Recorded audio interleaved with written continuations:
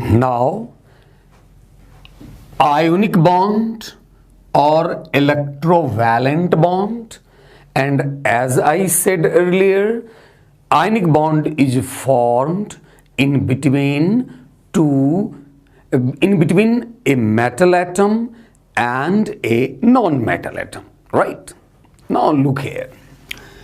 Ionic bond, as its name suggests, ionic bond means force of attraction. Ionic bond means force of attraction between ions, that is in between cation and anion. So you can say the force of attraction between cation and anion is ionic bond. But remember here, the force of attraction in between oppositely charged ions, that is plus and in between plus and minus, the force of attraction is called electrostatic force of attraction. And ionic bond is the strong electrostatic force of attraction between cation and anion. So you can write here, an ionic bond is the strong electrostatic force of attraction between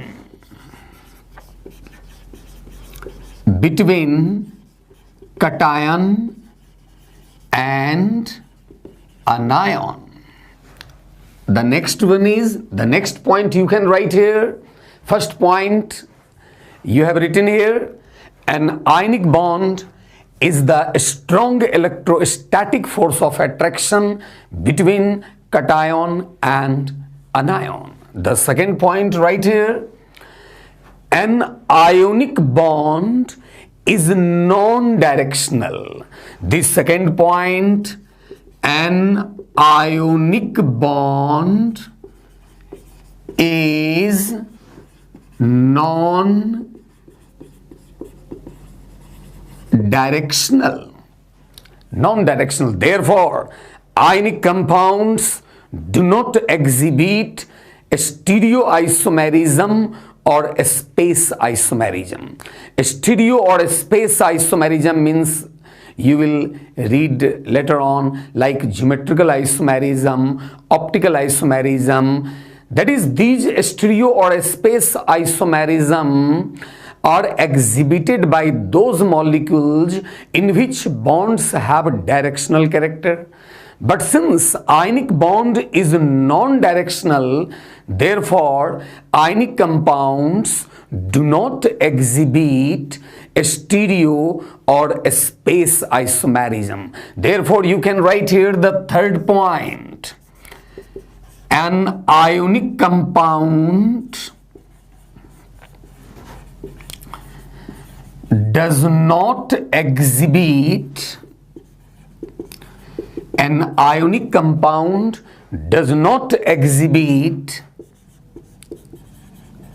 a stereo or a space isomerism.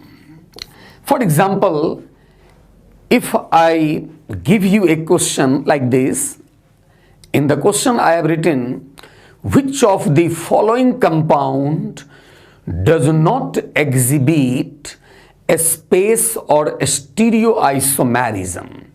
And in the options I have written, suppose RbCl, rubidium chloride. So you can see here, rubidium is an alkali metal, that is, it is a metal, and Cl, chlorine, is a halogen and it is non-metal. Rubidium is metal, Cl is non-metal, and the bond in between metal and non-metal is ionic bond. So rubidium chloride is an ionic compound.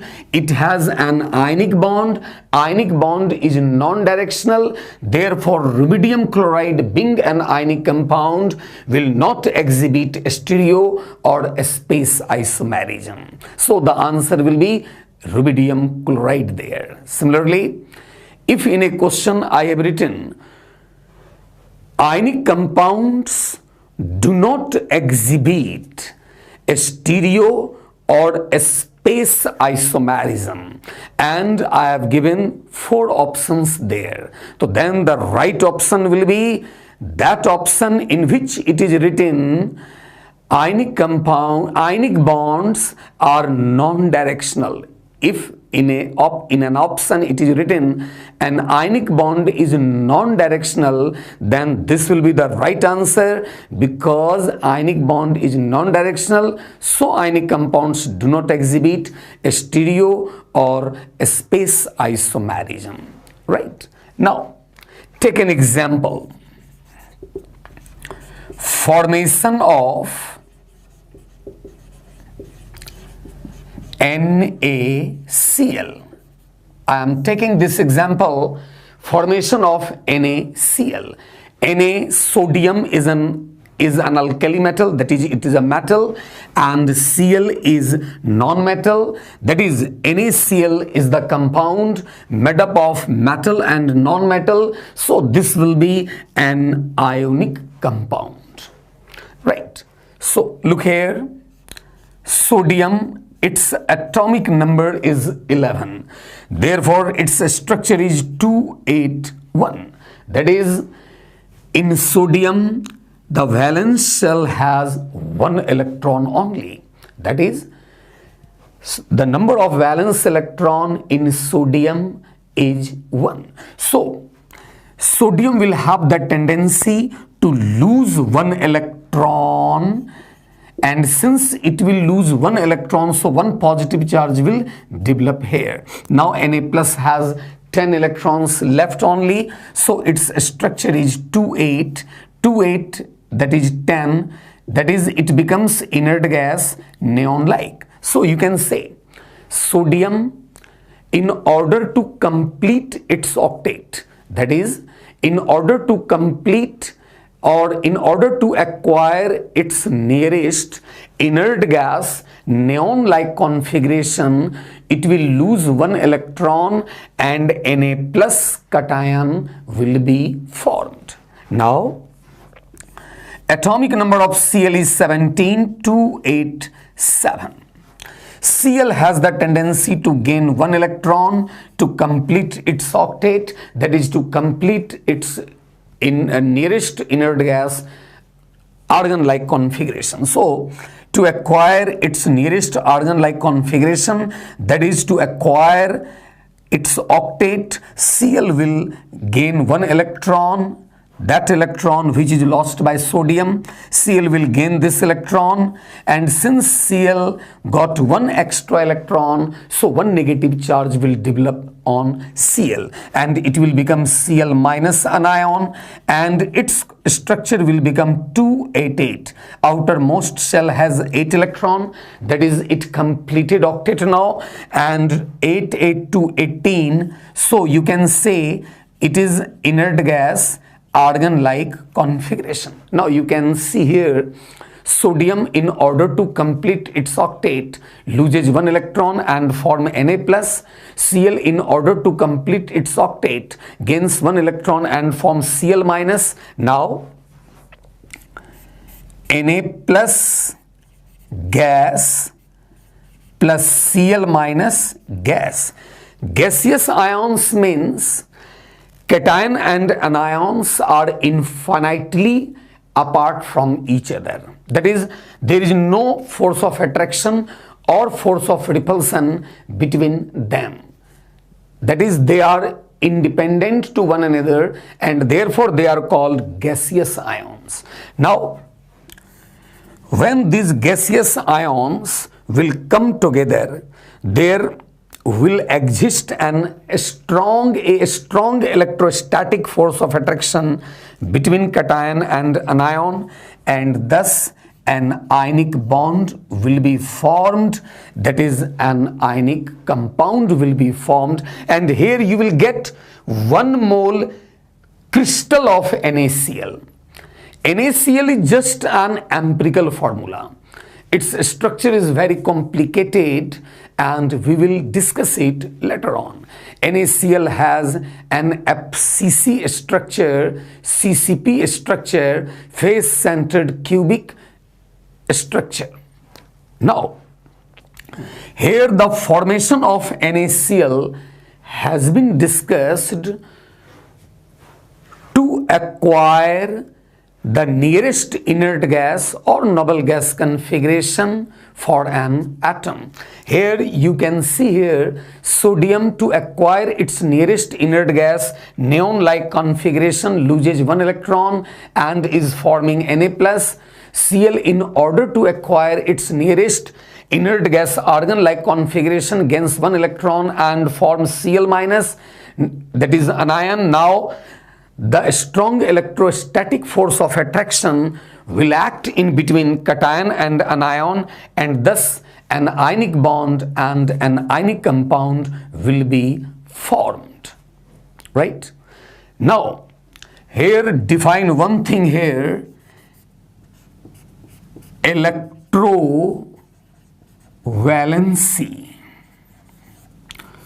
What is electrovalency? Valency, you know.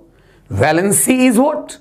Valency is number of electrons lost or gained or shared by an atom in order to acquire its nearest inert gas or noble gas configuration, or in order to acquire or in order to establish its configuration. That is, to make its configuration stable, an atom loses electrons or gains electrons or shared electrons with another atom, and the number of electrons lost, gained or shared is called valency of that atom. But here the term is electrovalency, means in the formation of electrovalent bond, that is ionic bond, the number of electrons lost or gained, because in electrovalent bond or in an ionic bond, electrons are lost or gained, not shared. When it is shared, then it will be called covalency, because this is the case of covalent bond there, right? So electrovalency means the number of electrons lost or gained by an atom in order to form an electrovalent bond or ionic bond is called electrovalency of that atom. So you may write now the definition of electrovalency. The total number of electrons lost or gained by an atom in order to form an ionic bond or an electrovalent bond is called electrovalency of that atom. So you can see here in the formation of NaCl, the electrovalency of sodium is +1. Here plus sign indicates that sodium loses 1 electron to acquire its nearest inert gas neon-like configuration. And in the formation of NaCl, electrovalency of Cl will be called -1. Here minus means Cl gains 1 electron to acquire its nearest inert gas argon-like configuration. Remember here, the oxidation state of an atom in an ionic compound is equal to the electrovalency of that atom here. Suppose in NaCl, oxidation state of Cl is +1 and oxidation state of Cl is -1, and In the formation of NaCl, electrovalency of sodium is also +1 and electrovalency of Cl is -1. So I said in an ionic compound, electrovalency of metal atom and non-metal atom is equal to its oxidation state in that ionic compound.